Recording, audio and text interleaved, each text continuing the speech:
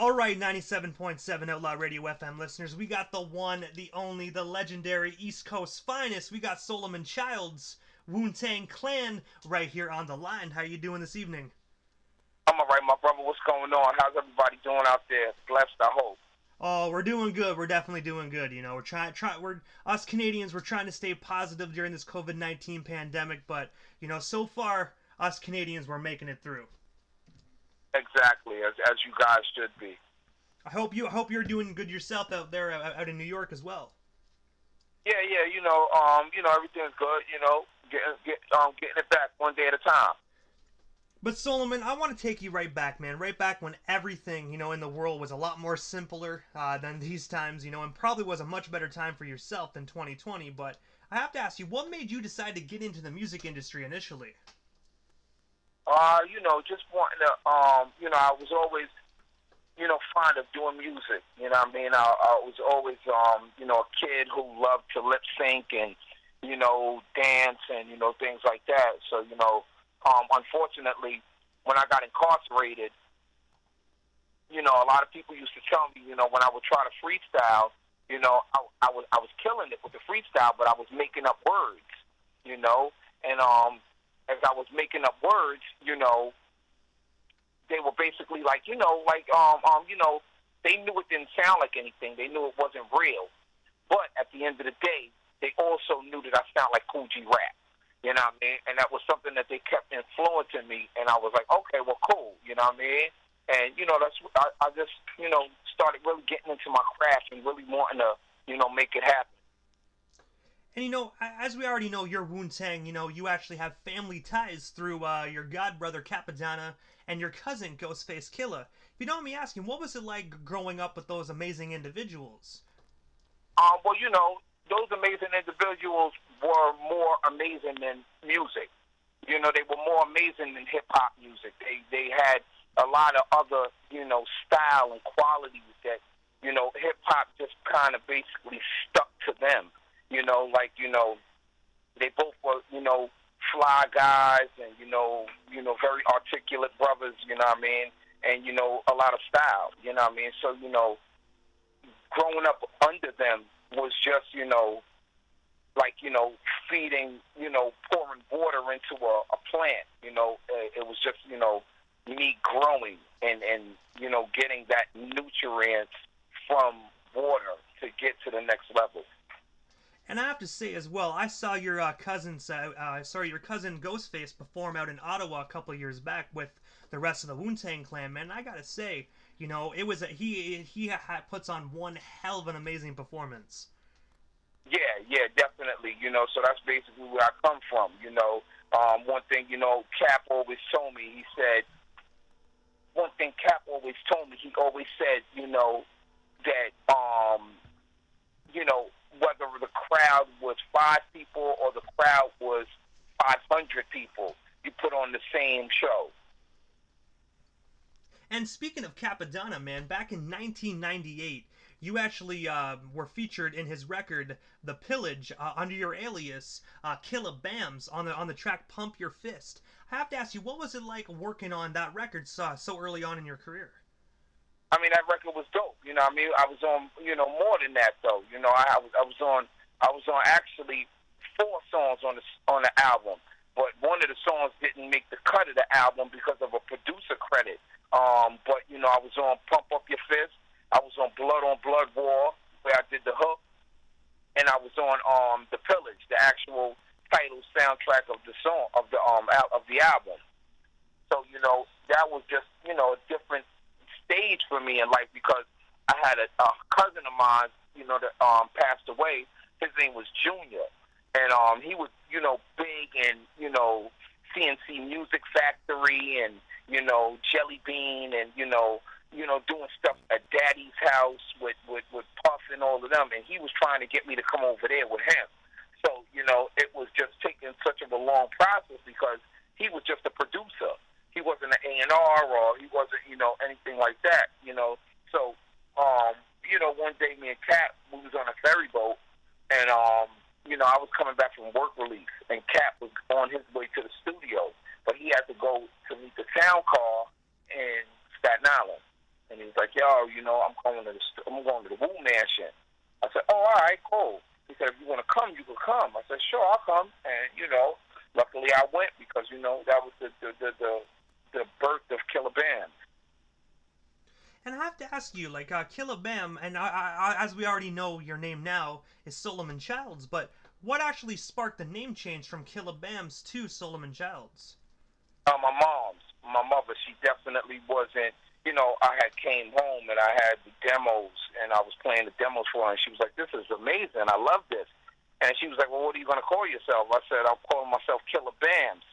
And she was like, Killah Bams? Why? I said, well, because the Killer Bees. So I'm running with Killah Bams. And she was like, nah, I'm not feeling that. So, she was just basically like, you're my son, and I don't want my son representing Killah anything. So I said, all right, and I, went back in the archives, and I took her maiden name, which was Childs, and and I took my middle name, which was Solomon, and I put it together. At the time, all the original, the OG members, meaning, they had aliases. They had Tony Starks and Lex Diamonds and, Johnny Blaze, so I figured that it'd only be right that I get my alter ego and call myself Solomon Childs. And also, taking you way back here, I saw this on the internet, but I only saw it on one source, so I do want to say, I don't know if the source is actually correct or not, but if it is, I thought it would be an amazing question to ask you and probably would bring you back to some deja vu moments. But I saw via Discogs that you were actually in a group with Ray Sun titled KMG, and you actually were featured in the 1988 12-inch Let's Party. I have to ask you, if that is true, how did yourself and Ray Sun actually get connected? Well, I had a group called KMG. It was Killer Mob Gang. I don't, I'm not familiar with, no one else with that group. The people that I had in that group were kids from around my way. Goldie the Mac, my man Ease, and my man Supreme. So, that was kind of, where I was going, and that never really launched, So, I had to convert it to Young Wu-Tang. But, big ups to anybody else who had their own KMG thing going on as well.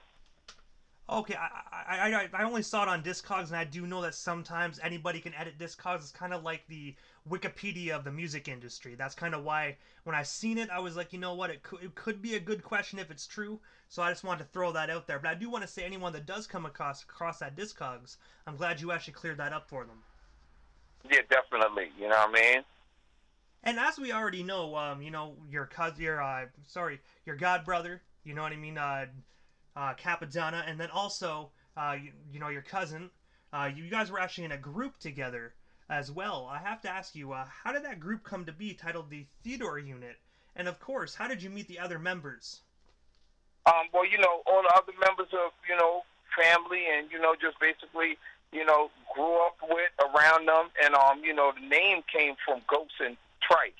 You know what I mean? They came up with the Theodore Unit, and, I just basically followed suit and, jumped on board and, basically, put my foot into it, the way I should have, and that was basically how we rocked out. And you guys did some phenomenal music as well, man. I gotta say, your guys' chemistry together in that group is phenomenal. Like, is the group still together today, or did you guys kind of just do your separate thing? Sorry, say that again? Oh, sorry, I was just actually asking, is the group still together today, or did you guys kind of go your separate ways?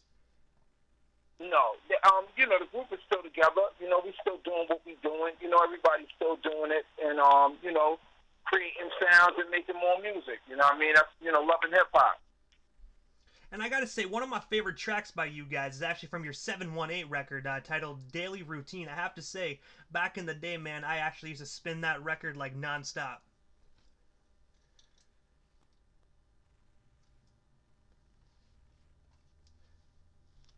Are you still there, Solomon?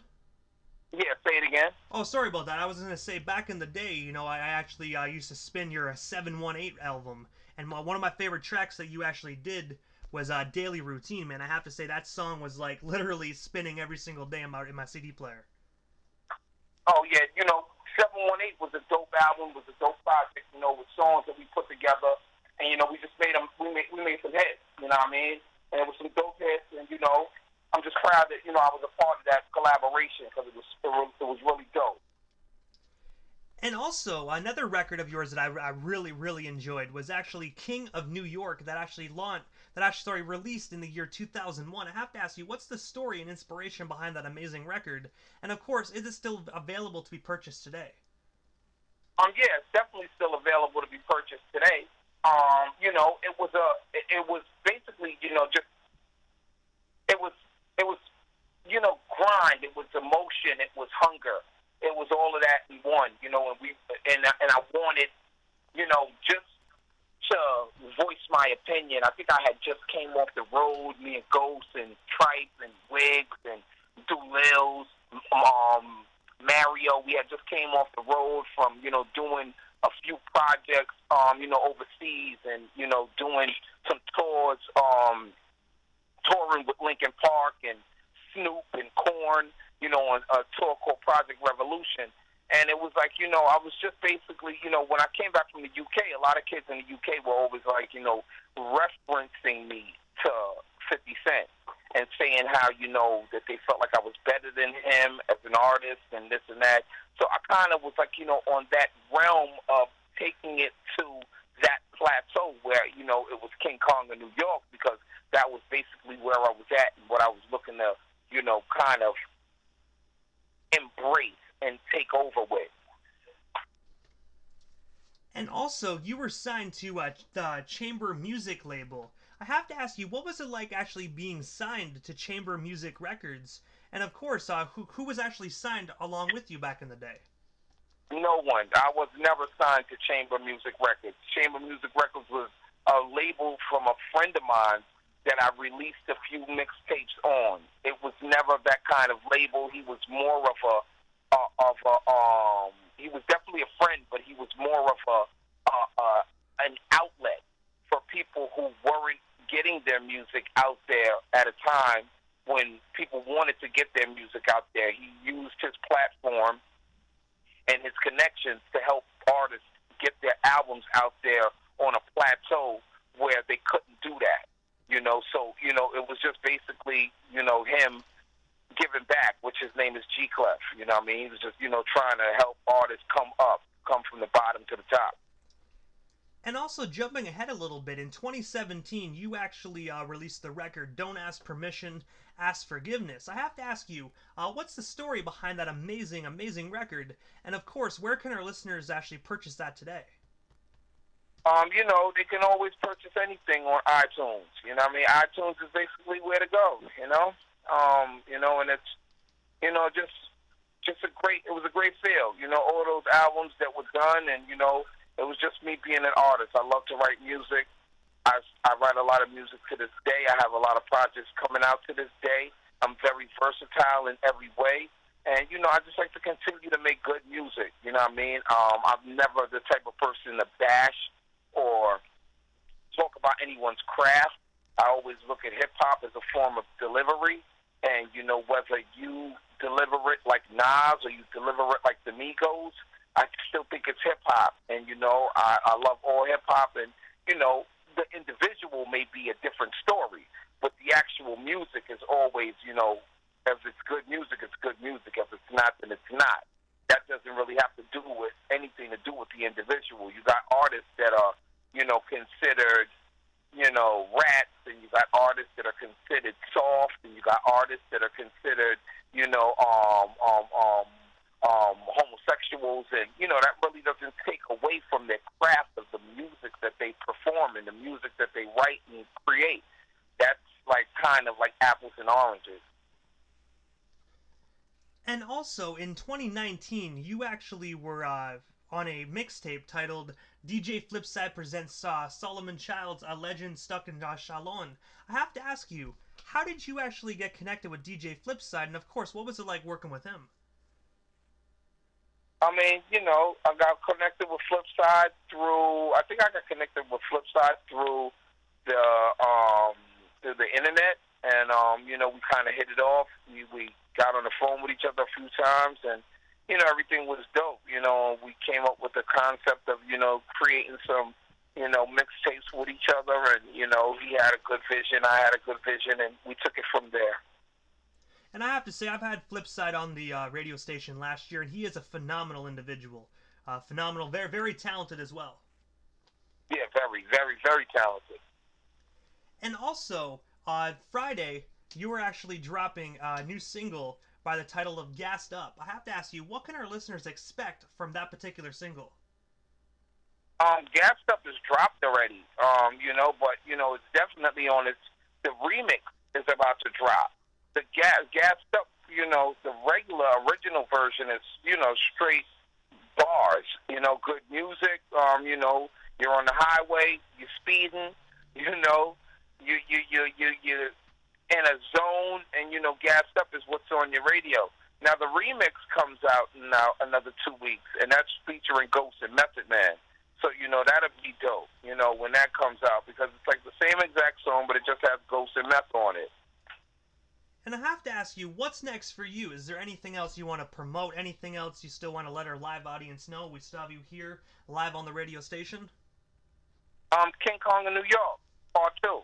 That's about to drop. You know, Part 1, like you said, was phenomenal. And, you know, I thought it was, and I thought that, you know, it was a need for Part 2 to come out, you know, especially in this day and age where music is at. So, you know, that's basically where we at. You know, Part 2 is about to come out. I got another album with a UK artist, you know, a UK producer. It's a very, very phenomenal album. You know, it's called Versatile, and, you know, that's going to come, and that's going to drop, and it's going to be, you know, some great, great feels, you know, and I hope people enjoy it, and I hope that they can really, you know, appreciate the great sounds that, you know, we're bringing to the world of music. And so, Solomon, this is the time in the interview that I give a chance for the individual that comes on the radio station, just a chance to give shoutouts to whomever they want to give shoutouts to, and of course your social media handles. That way our listeners can follow you and stay updated on everything new and up and coming if they're not already doing so. Well, first of all, I'd like to, you know, thank Allah, you know, because without him, none of this would be possible. So, you know, alhamdulillah, Allahu Akbar. You know, I definitely like to, you know, give a strong shout out to all my Wu-Tang brothers, all my Wu-Tang fans, you know, everybody that, you know, out there that supports Solomon Childs and the Solomon Childs movement, and, you know, throughout these years, you know, keep it up, and I appreciate you guys. I'd like to give a strong shout out to my man Big Bob. You know, he's out there, you know, he's a hell of a producer, one of the greatest of our time, you know, and, you know, I really appreciate everything he's done for me. Me and him have a super project coming out as well that I didn't mention, but I'm mentioning now. We have a great project, you know, we have some dope singles, you know, some great collaborations, you know, and, you know, my handle is everything is Solomon Childs, you know what I mean? SOLOMON, like the Bible. Childs, CHILDS, you know, that's Facebook, you know, and that's LinkedIn. You know, my Instagram is S_Childs, and my Twitter is the Almighty Childs. I think it's Almighty Childs, not the Almighty Childs. You know what I mean? So, you know, you can hit me. I'm the one answering. I'm the one looking at my social media. I don't have anyone running my social media. No one is in my DM. If you DM me, it's me answering my DM. So, you know, I'm with collaborations. You know, I'm with, you know, collaborating with artists and, you know, getting the project to the level that it needs to be. If it's not there already, if it is there already, I'm with, you know, adding input and, you know, making it greater than it already is.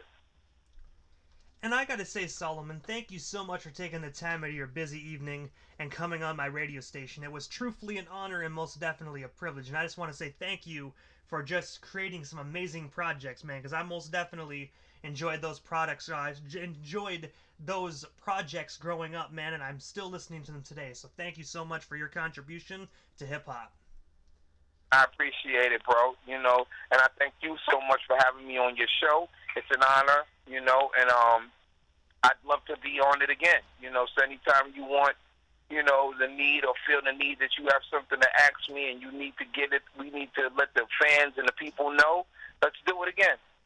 Hey, man, most definitely. I can never say no to that, so I'm most definitely down with that. Thank you so much, and we most definitely will be in contact soon.